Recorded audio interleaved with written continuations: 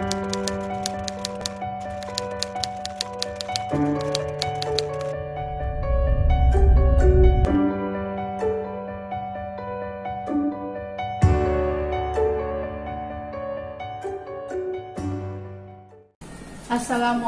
warahmatullahi wabarakatuh.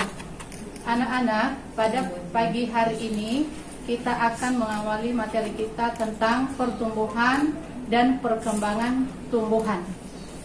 Pertumbuhan adalah peningkatan ukuran yang bersifat permanen dan tidak dapat bisa balik atau irreversible. Perkembangan adalah proses pertumbuhan menuju kedewasaan.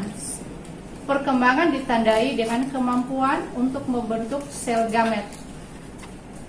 Perkembangan dan pertumbuhan awal suatu tumbuhan secara garis besar melalui 3 tahap, yaitu pembelahan sel, morfogenesis, dan diferensiasi.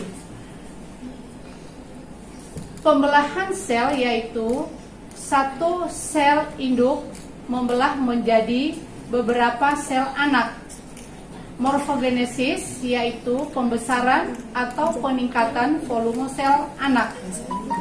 Diferensiasi yaitu jaringan embrional terus berkembang menjadi distruktur dengan fungsi khusus yang akan dimiliki pada saat dewasa. Tumbuhan bertambah tinggi dan besar disebabkan oleh 2 hal berikut ini. 1. Pertambahan jumlah sel sebagai hasil pembelahan mitosis pada meristem. Pertambahan komponen-komponen seluler dan adanya diferensiasi sel. Misalnya, penyerapan air ke dalam vakuola yang menyebabkan sel membesar.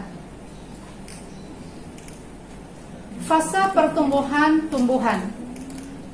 Perkembangan embrio. Embrio berkembang di dalam biji setelah fertilisasi zigot mengalami rangkaian pembelahan sel.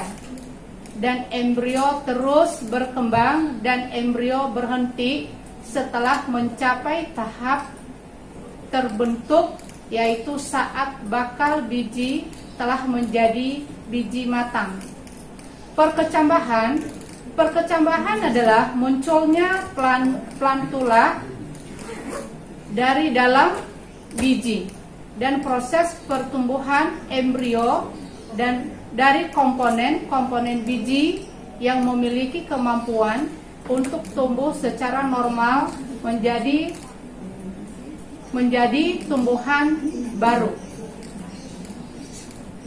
Proses pertumbuhan secara fisika yaitu terjadi ketika biji menyerap air atau imibisi akibat dari potensial air rendah pada biji yang kering. Secara kimiawi yaitu dengan masuknya air, biji mengembang dan kulit biji akan pecah. Proses ini menghasilkan molekul kecil yang larut dalam air, misalnya enzim amilase. Tipe perkecambahan ada 2 tipe perkecambahan, yaitu perkecambahan epigeal. Perkecambahan yang dicirikan oleh munculnya kotiledon ke permukaan tanah. Misal bawang merah, perkecambahan hipogeal. Perkecambahan yang dicirikan dengan kotiledon tetap ada di tanah, misalnya jagung. Pertumbuhan dan perkembangan primer. Irisan membujur ujung akar muda menunjukkan 3 daerah pertumbuhan, yaitu tudung akar, daerah meristem, daerah pemanjangan. Tudung akar merupakan daerah bawah yang paling ujung. Fungsi mensekresikan cairan polisakarida untuk melumasi tanah di sekitar titik pertumbuhan akar sehingga tanah menjadi lunak. Daerah meristem terletak di belakang tudung akar, termasuk di dalamnya meristem apikal dari derivatnya. Daerah pemanjangan terletak di belakang daerah meristem. Sel-sel di daerah pemanjangan membelah lebih lambat daripada sel meristem. Pertumbuhan dan perkembangan sekunder. Pertumbuhan sekunder adalah pertumbuhan yang terjadi pada daerah meristem sekunder. Pertumbuhan sekunder dimulai dengan munculnya kambium vesikuler. Pertumbuhan dan perkembangan terjadi bagian ujung akar dan ujung batang. Pertumbuhan dan perkembangan batang meliputi pemanjangan dan diferensiasi. Pada tumbuhan dikotil terjadi pertumbuhan sekunder, yaitu pada kambium. Sel-sel kambium membelah ke arah dalam, membentuk xilem, dan ke arah luar, membentuk floem. Faktor-faktor yang mempengaruhi pertumbuhan dan perkembangan tumbuhan. Faktor luar, makanan. Makanan adalah sumber energi dan sumber materi untuk mensistensis berbagai komponen sel. Air. Tanpa air, tumbuhan tidak akan bisa tumbuh. Fungsi air untuk fotosintesis, mengaktifkan reaksi enzimatik, menjaga kelembaban, dan membantu perkecambahan biji. Suhu. Setiap tumbuhan mempunyai suhu maksimum yang berbeda-beda. Keberadaan suhu ini erat hubungannya dengan kerja enzim. Kelembapan. Kondisi lembab menyebabkan banyak air yang diserap oleh tumbuhan dan lebih sedikit yang diuapkan. Kondisi tersebut mendukung aktivitas pemanjangan sel. Cahaya.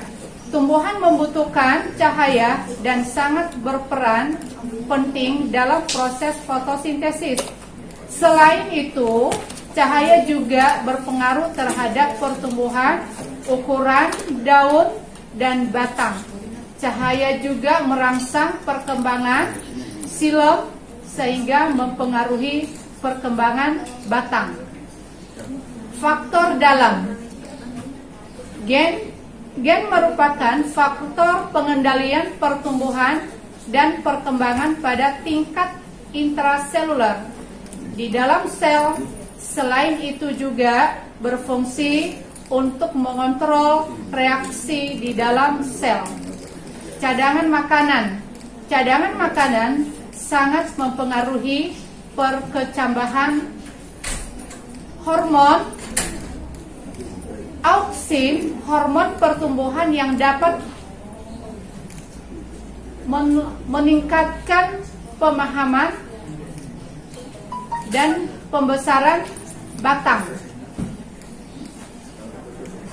Fungsi auksin yaitu menyebabkan pembengkokan batang, merangsang perkembangan akar lateral dan akar liar, merangsang pembelahan sel dan pembuluh kambium, meningkatkan perkembangan bunga dan buah. Giberlin termasuk hormon pertumbuhan. Lebih dari 20 senyawa termasuk ke dalam giberlin. Giberlin dapat memperbaiki pertumbuhan pada tanaman yang kerdil agar tumbuh secara normal. Sitokinin. Fungsi sitokinin membantu auksin dalam mengatur pembelahan sel, memacu perkembangan kloroplas dan sintesis klorofil, meningkatkan pembesaran sel pada daun yang masih muda, menghambat umur dan kematangan daun, bunga, dan buah melalui peningkatan transport nutrisi ke bagian-bagian tersebut. Asam absisat. Suatu hormon diberi nama asam absisat karena dapat menyebabkan peluruhan bunga, buah dan daun. Proses tersebut dan dinamakan absis.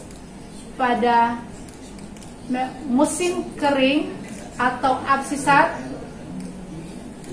musim kering, asam absisat terakumulasi di dalam sel-sel tetangga yang menyebabkan penutupan stomata. Gas etilen berperan dalam pematangan buah. Selain itu, gas etilen juga dapat memperbaiki kondisi batang yang lemah.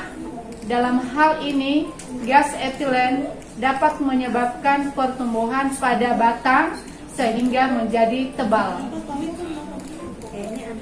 Interaksi antar faktor internal dan eksternal menghasilkan suatu pengaturan pertumbuhan dan perkembangan pada tumbuhan, meningkatkan hasil pertanian, misalnya dalam mengatasi perubahan tanaman sereal agar hasil panen meningkat. Anak-anak, sampai di sini materi kita.